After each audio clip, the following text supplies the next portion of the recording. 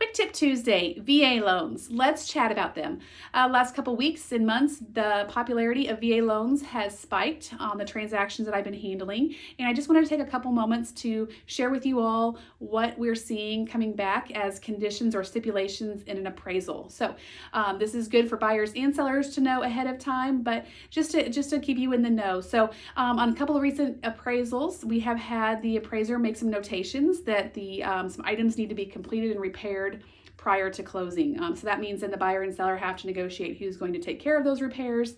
Appraiser has to come back out and notify the lender that they have been corrected and complete another form. So this does cost everyone a little bit more time, and of course the buyer some additional funds as well. So the four things that I'm going to cover today are pretty simple, but I just wanted to share what the ones that are coming back quite frequently, and that's electrical.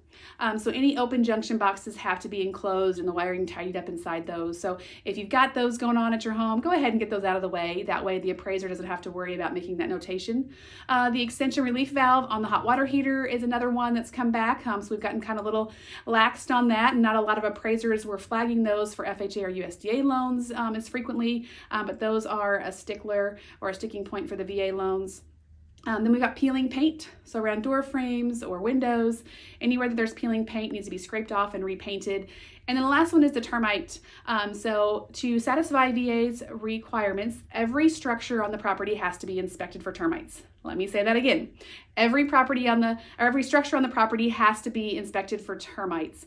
Doesn't matter how old the shed is, if it's a little dilapidated barn from the 1900s or whatever it is, they all have to be inspected. And if termites are found in any of them, then that particular structure has to be treated. So just to give you guys a little heads up on that before the inspector comes out, be sure you identify that it's a VA loan so that they can inspect all of those structures and they don't have to come out and do another inspection, which is going to cost more money. Another thing to point out with the termite inspection is that is now a negotiable item, or it now falls back on the buyer. It used to be under the seller's cost by default, according to VA, that no one else could pay that, but now it does fall back as a buyer's expense. So just to point that out as well. If you have any questions about VA loans, don't hesitate to call, text, comment below, or stop by and see me, and I will be happy to chat with you about this further.